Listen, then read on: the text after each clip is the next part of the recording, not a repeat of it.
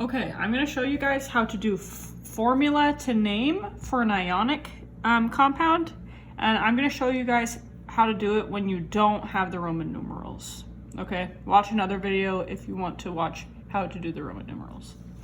But whenever you're asked to name something and you're given a formula, so it's just all a bunch of element symbols, you want to go ahead and start with your notes. I cannot emphasize enough to learn how to use these notes because they are a roadmap for you. If you don't know how to use your notes, then you're just putting yourself a step behind.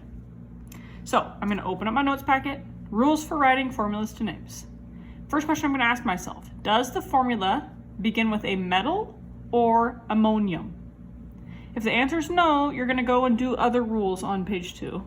But if the answer is yes, this is an ionic compound. So you need to go over here and look at this. We'll start with this example right here. I'll put a star. Okay, Na. Na is sodium. Na is located on column 1, which means it is a metal here. Okay, so we know that this is a metal, so the answer was yes, right? Does the formula begin with a metal? Yes, it's an ionic compound, which means we can now ask this question. We're staying on this page. Is the metal in column 1, 2, or 13, or is it ammonium?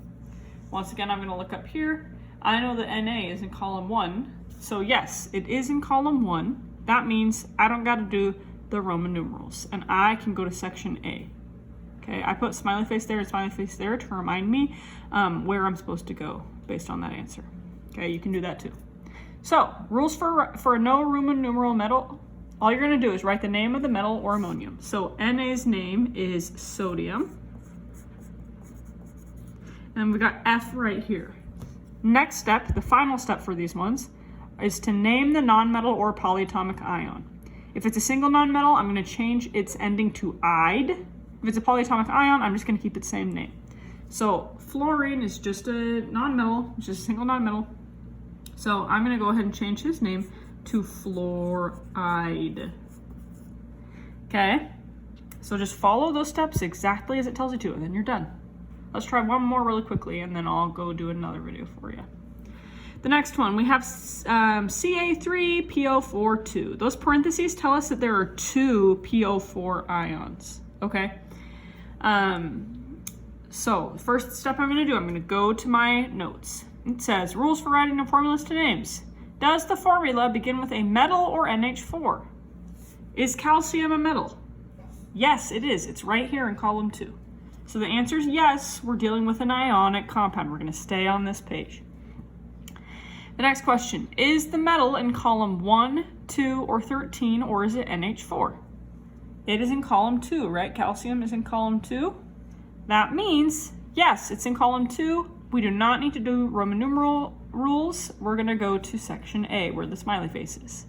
Once again, I write the name of the metal. That would be calcium.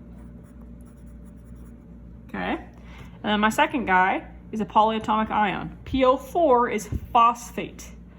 On the test, you have access to this bad boy. Look right here on the back.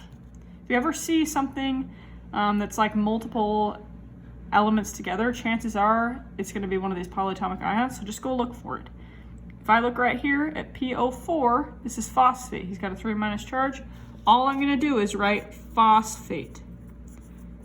You might be wondering, well, hey, there's a little 2 right here and a little 3 right here. Shouldn't I be doing those rules that say like tri or di or tetra? It's great that you're thinking that, but the only time you're ever going to use di, tri, tetra is when you have these molecular compounds, the covalent bonds, okay? So in this case, if you just follow the rules that you need to, so if you just do the smiley face rules, then boom, you're done and you got 100% on that problem.